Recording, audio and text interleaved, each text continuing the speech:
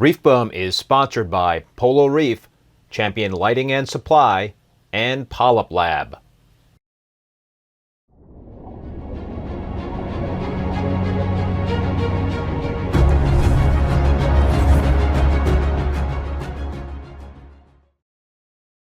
Hey everybody, and welcome back to another video. So it's been about 2 months since I swapped out the Carib Sea Life Rock for the Haitian Live Rock in the 187-gallon display tank, and knock on wood, really not a lot of cyano in the tank at this point, which is awesome.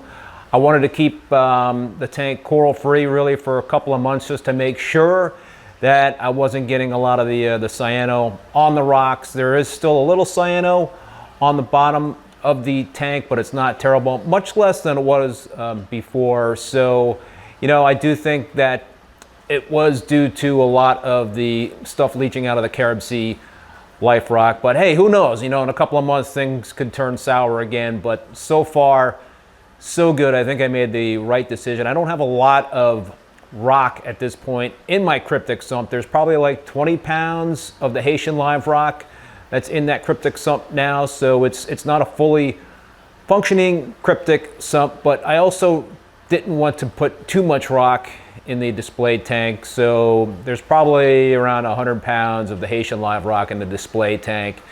And I was a little worried that it wouldn't be as accommodating for planting frags, you know, the Haitian Live Rock versus the Carib Sea Life Rock, because, you know, the Carib Sea Life Rock has the arches and much more open aquascape than the Haitian Live Rock. But I'm digging the aquascape, and I spent the last 2 days planting a whole bunch of chunky SPS frags in the tank, and it's looking really good. I'm really very happy with it.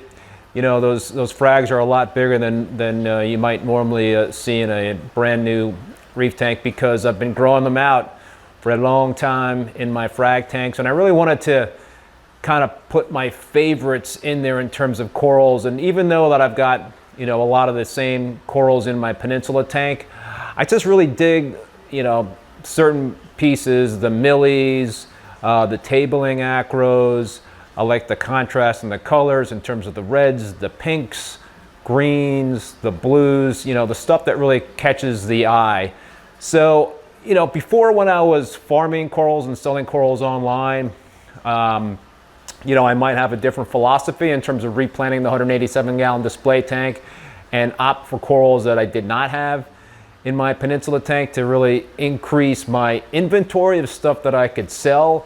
But now I don't really care about that anymore. I could really be a true reefer and just kind of have stuff in there that I dig and that gets me excited and makes me happy.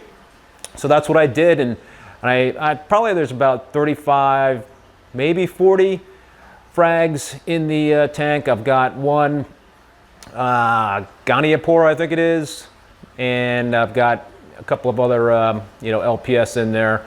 But it's the main theme is once again an SPS dominant tank, and I'm looking forward to seeing things grow out in the tank. It's got a good head start.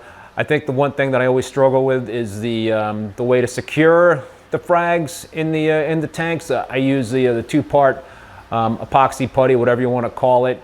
So it hardens up really well, but it always seems to be an issue in terms of actually getting that stuff to stick to the rock work. And of course, the turbo snails in the tank don't help it by bumping into stuff. So I fully expect over the next couple of months to have to replant many of the frags that are already put in there. That was the case with the peninsula tank, but now all the frags in that tank have encrusted onto the rock, I'm pretty sure. So that has not been an issue, but I just got to get through the first couple of months. But I just, and the other thing I wanted to mention is that it's a bare bottom tank. Gives me the ability to put some of the acros on the bottom on tiles, which is really cool. So more corals in there, more acros, and I'm getting probably close to 300 par at the bottom of the tank. It's a 24-inch tall tank, the 187-gallon display tank. So I you know, if I'm getting like the 300 par, maybe it's 250 par at the very bottom, I still think that's enough par for those acros to do really well. I just make sure the ones that require a lot of light are the midway or top part of the reef tank.